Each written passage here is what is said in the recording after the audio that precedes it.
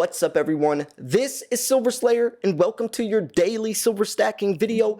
Thank you for tuning in and supporting the silver stacking community. The best way to support this video is by liking the video and leaving a comment. You definitely want to be subscribed, though. I'm doing a silver giveaway, but I'm picking two winners.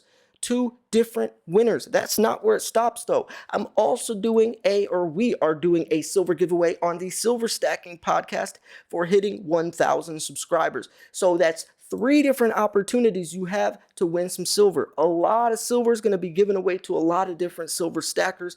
You don't want to miss any of those giveaways. Make sure you go subscribe over there. We do a new podcast every single Friday. So it's just a lot of content, a lot of fun stuff going on. You're going to enjoy it. Make sure you are subscribed to both of these channels. So there's 2 different articles I'm going to be showing in this video. The first one is silver prices remain steady following plans for the Biden-Putin meeting, which was written February 21st, 2 days ago. Now, this one was written yesterday. Silver prices dip as the Russia-Ukraine tensions escalate. So you can see how the first one's talking about how silver prices are steady, and then the day after, once the results came through, then the prices dip. So you could see how you kind of saw it play through, right? People are getting ready for this meeting, and then they hear what happened and the price goes down. But that also can explain just how volatile and how shaky the prices are, and why you need to be emotionally disconnected from the prices. So we're going to go over both of these articles, and we're just going to see kind of what's going on. I'm going to share my thoughts, and I would love for you to share your thoughts on where you think silver is going to go from here. So let's jump into it.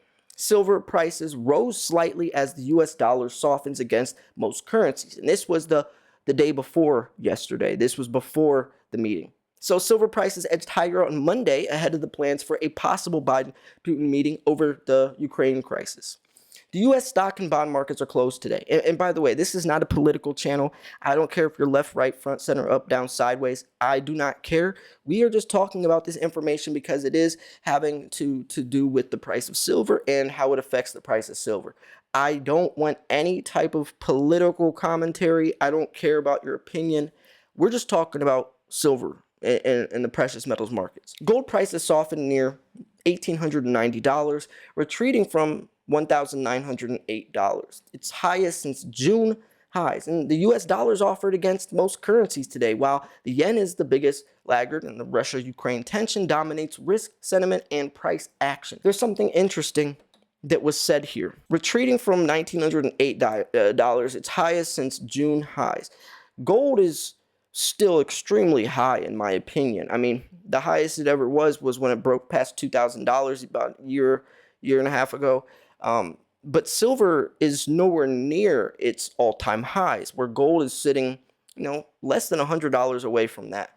Now, that explains a lot, but it also shows how much more undervalued silver is. When you're going to invest into something, you want to invest into the undervalued asset, not the overvalued asset. And I do think, compared to silver, gold is extremely overvalued. And if you want proof, look at the gold to silver ratio. So the market has lessened the Fed's chance of a 50 BP hike in March from its 65% last week to less than 25%. So last week, the market priced 50% of 175 basis points instead of 150 basis point hike. However, the market's now below 150. You're going to go into the technical analysis. It's going into the possible Biden-Putin meeting, and then obviously this next one, we're going to go into the results of that. So, there's going to be a lot of resistance, which is around $24.28. And I do think that silver will break above that. Right now, though, there's so much news coming out, and even throughout the year. 2022 is going to be a very shaky year for precious metals. I personally think a lot of people say it's going to be extremely bearish. I mean, we are talking about 7 rate hikes, but a lot of people are also saying it could be very bullish. In the last 3 days, I've covered 2 different videos, one talking about the extremely bearish nature, but then I also covered an article yesterday that was talking about why silver might do extremely well this year. So you could see it's really speculative, but nobody knows. And you want to know why nobody knows? Because we are not psychic. There's a lot of unknown variables that have to be incorporated, and all we can do is guesstimate, look at the information given, what they're trying to do or what they expect to do or the goals they hope to reach. But that's all up in the air still. And with today's day and age, nobody has any idea, any clue. But it really shouldn't matter. It shouldn't matter to you unless you're selling your silver, and hopefully you're not. Hopefully you're not selling your silver anytime soon. So it really shouldn't matter regardless. But we do still need to be up to date with this stuff, learning the entry points and how to adjust and adapt accordingly, and also what affects the price, because that will matter moving forwards. So anyways, let's keep moving on. So they're talking about the medium term, which this should be interesting. The momentum is positive at the MACD, and I'm going to see this right here. Blah, blah, blah, blah, blah. So the MACD histogram prints in positive territory with the downward sloping trajectory pointing towards lower prices. So here's the plans for the Biden-Putin talk create risk appetite. So U.S. President Joe Biden and Russian President Vladimir Putin agreed to hold a summit on the Ukraine crisis. Now, however, the meeting would be impossible if Russia invaded Ukraine. Tensions have been mounting as satellite images revealed deployments of Russian armor close to Ukraine, so several markets would take the heat of an invasion, from wheat and energy prices and the region's sovereign dollar bonds, gold, and other safe haven assets and stock market. So this kind of do you remember, like, right before the virus, there was the U.S.-China trade negotiations, the Hong Kong protests, the Saudi Arabian oil fields getting attacked. Do you remember, like, all that, the controversy? It was all wiped away and forgot about because then the virus hit, right? But during that time period, which is not, obviously, it's just similar, but there's going to be so much news jam-packed, and silver's price isn't only pegged to the dollar, so we have to pay attention to the dollar index, but we also have to pay attention to the news, the speculation, the people, and the rate hikes, and then you have the silver shortage. And the point I'm trying to get is silver is getting pushed this way and that way and up and down and sideways. So if you're emotionally attached to the price, you're going to drive yourself insane, especially since silver is a lot more volatile than gold, since it's a much smaller market. So you got to be careful. A lot of people could drive themselves insane trying to trade these highs and lows, or just someone who might not have the validation or need the validation and the confirmation that prices can go higher. You don't need to see the price going higher to know that it can go higher. And if you do need that, that means you don't really understand silver's true value, and you need that proof. But that's dangerous, because then if it goes down and you don't have that real faith in it, you might panic sell. So now we're going to go into the aftermath.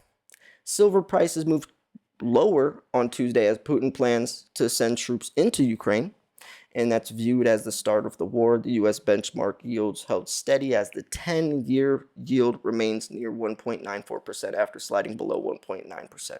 And there's something else I wanted to mention on top of the other reasons I was talking about when I was talking about the dollar index and all the things that affect silver.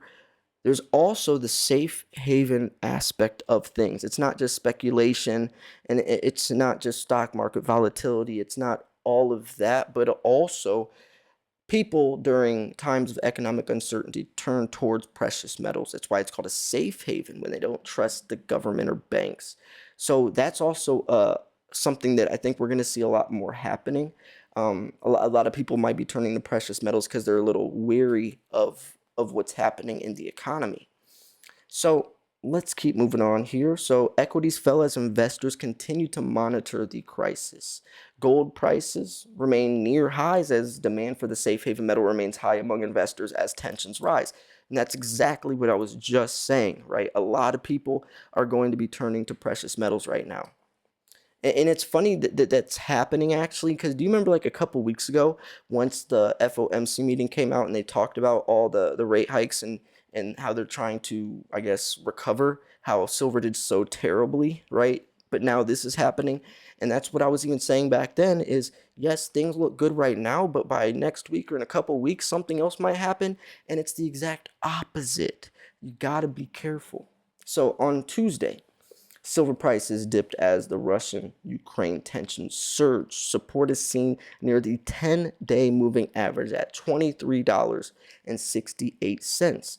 Resistance is seen near the 200-day moving average at $24.26. The short-term momentum turns negative as the fast stochastic may generate a crossover sell signal. And if that happens, if a lot of people start, which is funny because when they should be selling, they should be buying, and when they should be buying, when they are buying, they should be selling.